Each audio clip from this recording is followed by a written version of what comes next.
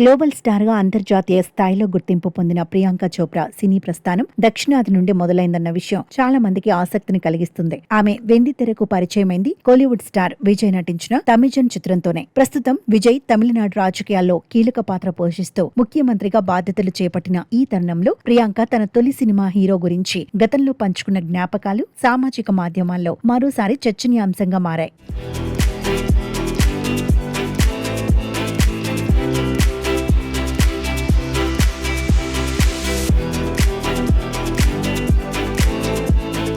సినీ రంగంలోకి అడుగుపెట్టిన కొత్తలో ప్రియాంకకు భాషాపరంగా ఎదురైన సవాళ్లు అన్నీ ఇన్ని కావు. ఆ సమయంలో ఆమెకు తమిళం అస్సలు రాకపోవడంతో డైలాగులను కాగితంపై రాసుకుని మరీ బట్టి పట్టేవారట. షూటింగ్ ప్రక్రియపై కూడా ఆమెకు అప్పట్లో కనీస అవగాహన ఉండేది కాదు. కేవలం థియేటర్లో సినిమాలు చూడటం తప్ప కెమెరా ముందు నటించటం, సెట్స్ లో వాతావరణం ఎలా ఉంటుందనే విషయాలు తనకు కొత్తని, ఆ గందరగోళంలో విజయ్ అందించిన సహకారం మరోలేనిదని ఆమె పలు సందర్భాలలో గుర్తు చేసుకున్నారు. షూటింగ్ సమయంలో విజయ్ కు ఉన్న అపారమైన ఫ్యాన్ బేస్ చూసి ప్రియాంక అప్పట్లోనే ఆశ్చర్యపోయారు. షూటింగ్ స్పాట్ కు వందలాది మంది అభిమానులు పోటెత్తడం, ఆయనను చూడటానికి పోటీ పడటం ఆమెకు వింతగా అనిపించేదట. విజయ్ డాన్స్ చేస్తున్నా లేదా డైలాగులు చెబుతున్నా అభిమానులు ఆరాధనతో చూడటం గమనించిన ప్రియాంక ఆయన పట్ల ప్రజలకు ఉన్న క్రేజ్ చూసి షాక్ కి గురయ్యారు. ఆ క్రేజ్ చూశాక విజయ్ ను ప్రజలు కేవలం నటుడిగానే కాకుండా దైవ సమానుడిగా భావిస్తారని తనకు అర్థమైందని ఆమె పేర్కొన్నారు.